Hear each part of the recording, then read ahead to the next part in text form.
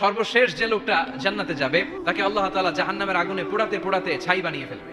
আল্লাহ বলবেন, জিব্রাইল যাও একটু দেখো, একটা মাত্র সেজদা দিয়েছে আমাকে, এরকম কাউরে পাওয়া যায় কিনা। খুঁজে খুঁজে কাউরে পাবে না। আল্লাহ বললেন আবার দেখো, খুঁজে খুঁজে একজনকে পাবে, সামান্য ইমানের ছিটে ফোঁটা তার অন্তরে ছিল।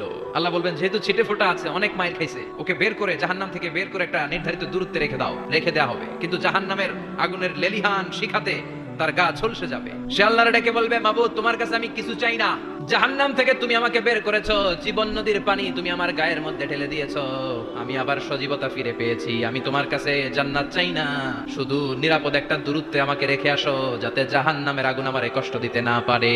আল্লাহ জিবরাইলকে বলবেন যাও এমন দূরত্বে রাখো যাতে জাহান্নামের আগুন ওরে কষ্ট না দেয়। রেখে আসা হবে। অনেকদিন সে ওখানে আনন্দে থাকবে, আল্লাহ শুকরিয়া করবে, সে মনে মনে বলবে বেঁচে গিয়েছি আমি। অনেকদিন থাকার পরে মনে মনে ভাববে বাইসা তো গেছি, কিন্তু নতুন করে একটু ট্রাই করে দেখি। আল্লাহ আগেই বলে রাখে আমি কিন্তু জান্নাতে যেতে চাই না। আল্লাহ বলবেন কি চাও? সে বলবে আল্লাহ তোমার জান্নাতটা তুমি কত সুন্দর করে বানিয়েছো, আমি একটা নজর শুধু দেখতে চাই, জান্নাতের দরজার সামনে নিয়ে যদি আমারে বসিয়ে রাখো, দ্যাটস ইনাফ। আল্লাহ বললেন তুই না ওয়াদা করেছিস। সে বলবে আল্লাহ আমারে হতভাগা বানাইয়া তোমার কি লাভ? সুবহানাল্লাহ পড়ে, আমারে তুমি হতভাগা বানিও না। আল্লাহ বলে ঠিক আছে, আবার সিগনেচার কর, যে জান্নাতের দরজার সামনে বসিয়ে দিলে আর কিছু চাবি না। সে সিগনেচার করে বলে আমি চাবো না।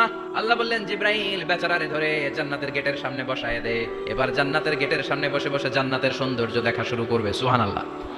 ওই হতভাগা লোকটা বলবে আল্লাহ এত সুন্দর জান্নাত তুমি বানালা, চোখ দিয়ে সৌন্দর্য দেখি, কান দিয়ে আওয়াজগুলো শুনি, হুর আর গেলমান হেঁটে বেড়ায়, এত সুন্দর জান্নাত চোখ দিয়ে দেখি, ঢুকতে পারি না, আমারে কষ্ট দিয়ে তোমার কি লাভ?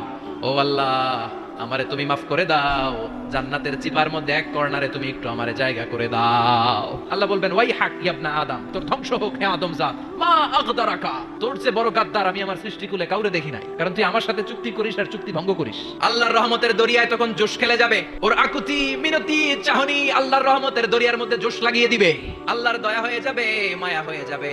আল্লাহ বলবেন ঠিক আছে জান্নাতে যা। লোকটা এবার এক দৌড়ে জান্নাতের ভিতরে ঢুকে যাবে। লোকটার দৌড় দেখে আবার লোকটারে আল্লাহ ডেকে বলবে একটু দাঁড়া, জান্নাত তো দিছি, তো দৌড় দিলি কেন? সুবহানাল্লাহ কইবেন না?